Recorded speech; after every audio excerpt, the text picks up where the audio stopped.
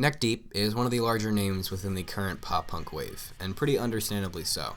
Forming back in 2012, they released 3 studio albums, several EPs and B-sides, and even a new record coming out, All Distortions Are Intentional, set to release in July of this year. Throughout their discography, they've explored both heavier and lighter sounding tracks, ranging from more rough, quick cuts like All Hype No Heart, and lighter, more smooth sounds such as 1970-something. Despite Distortions, set to release in a couple of months, I'd like to take a brief look back at their current most recent record, The Peace and the Panic. More specifically, one of the biggest singles to come off of that album, In Bloom, but we'll get to that in a moment. Before we do, I'd like to examine the album it's on, for some proper context.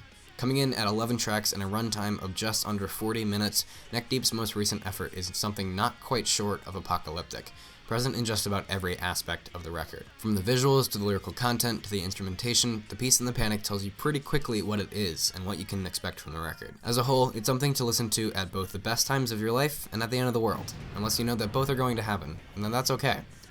So then, how does In Bloom come into the equation? Well, In Bloom was the 4th and final single to be released before the album came out. A final send-off before the record, to give fans a taste of what it would be.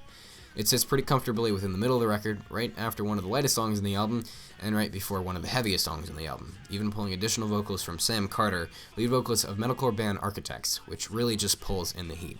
But I'm getting sidetracked. In Bloom ultimately is one of the poppiest tracks on the album, but that's not necessarily a bad thing. In fact, I think the way that it was executed was almost masterful, if not perfect, and I want to talk about why. There are a couple different reasons. For one, the hook, or introduction, which leads into the instrumentation, which I'm including the vocals in because this basically just means how it sounds. And finally, both the more surface level and deeper lyrical content available. And also the music video, but that's sort of just an extra add-on, so we'll leave that for last. First, the hook. The track starts off with an eerie, distorted, bending first 3 notes, only to introduce a narrator describing an apocalyptic event, seemingly the dropping of a nuclear bomb, amongst a light, low-key backing track. It's hard for me to describe the oddly pleasant dissonance of these first 3 notes, but I think that what they do is add an extra layer of uneasiness to the recital of the announcement of the end of the world.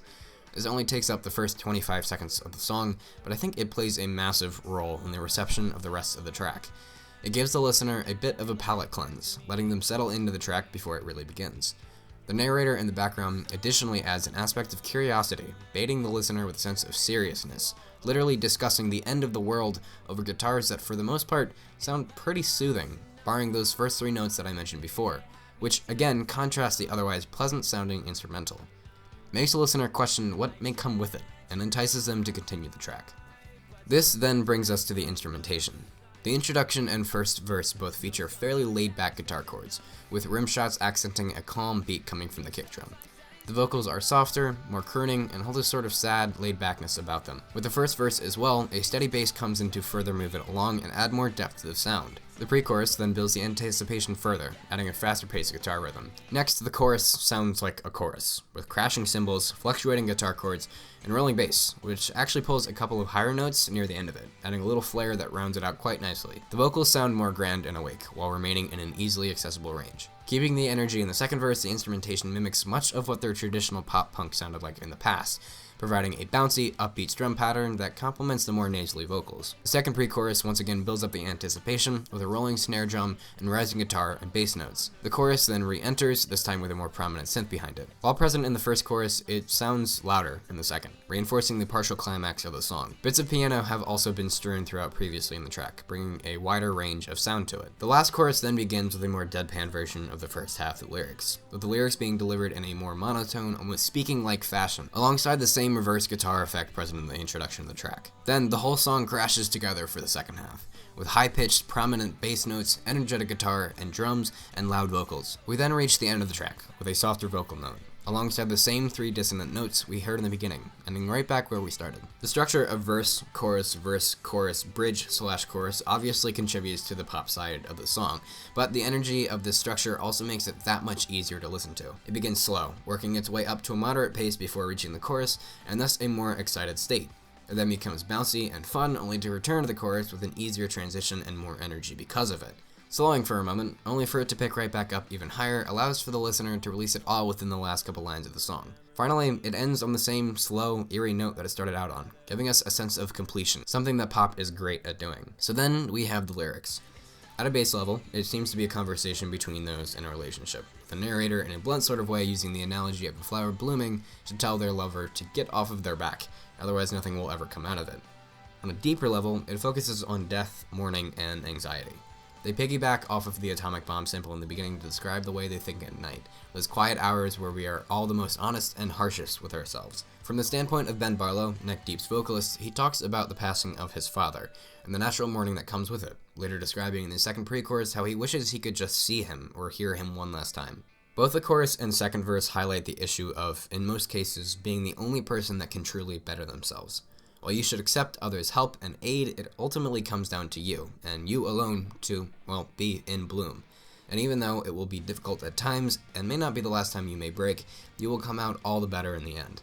It's inspirational, while remaining truthful and not sugarcoating anything. It discusses a relatable topic, while providing advice on how to overcome the issue, and leaves the listener with a good feeling. Again, something that pop is phenomenal in doing. Finally, although more minor, the music video reinforces this overall good feeling. Full of imagery of flowers, donuts, and creatively bright, calm colors of the band performing the song, it again reminds the listener to have a good time with it, and enjoy the finer and even smaller things in life. The music video helps to reinforce the inspirational anthem-like nature of the track, and pushes us to not only listen to the song on its own, but also within the rest of the album.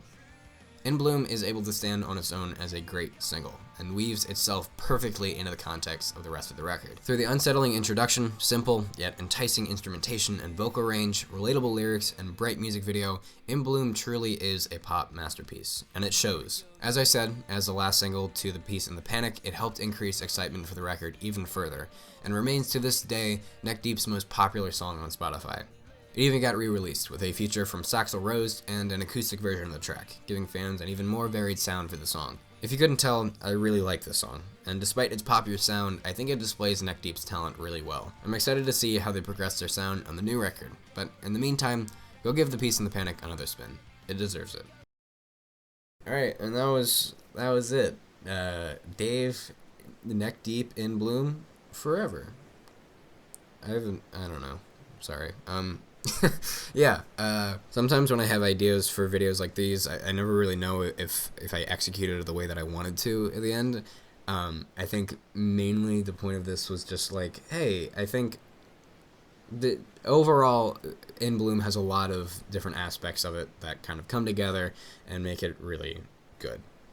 like just subjectively, and I feel like objectively just make it good, and it makes it a nice sounding track overall. And it's on a really good album. The Peace and the Panic is probably one of my favorites from Neck Deep. My introduction to them was actually Corey Chouse, I believe is the way that you pronounce his last name, on a while back, a couple years ago on Twitter, the video of him crowd surfing and like ending up singing to What Did You Expect, which is one of Neck Deep's, I think it's actually the first song that they wrote, and so if I can find the video, I'm going to play it now.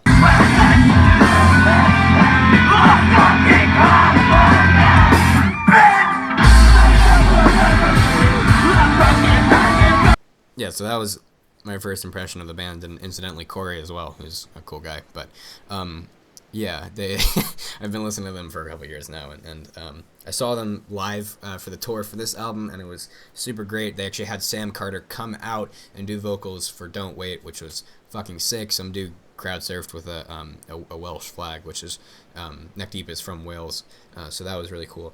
But overall, they're just a really, like, nice band. You know, they're pleasant to listen to. They make some really good songs. They've had some really good punk cuts and some really good pop cuts, obviously, here.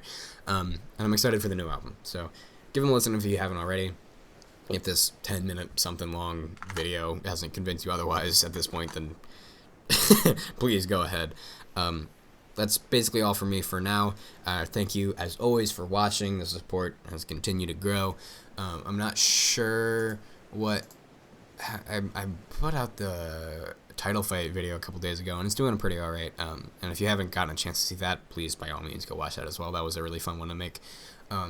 Yeah, it's because I'm at home all the time now. I'm hopefully going to be doing more consistent videos and not once a month.